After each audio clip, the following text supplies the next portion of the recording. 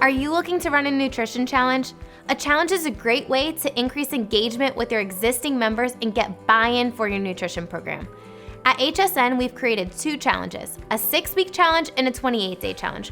Most gyms running HSN will launch their nutrition program with a challenge. Here's a 4-step process to increasing signups for your nutrition challenge.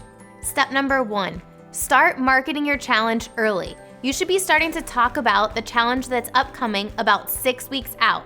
You want to make sure you're posting it in email content, videos, social media, and during classes. You want to make sure there is a sign-up sheet for your nutrition challenge. Step number 2, have a physical sign-up within your facility.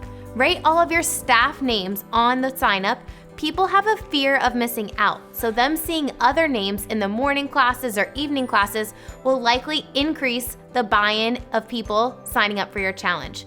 If someone writes their name on the list, then your GM or nutrition coach can actually add that event and charge them for the nutrition challenge. Number 3, reach out to all your past nutrition clients and challenge participants. You would be surprised at how many people have fallen off the wagon because they don't have accountability and support that would sign up for the next nutrition challenge.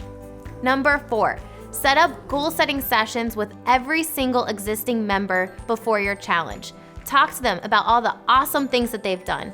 What is their goal for the next 6 months? Test their biometrics. And if they're looking for weight loss or performance, you should be guiding them to join your nutrition challenge and getting them to sign up right there.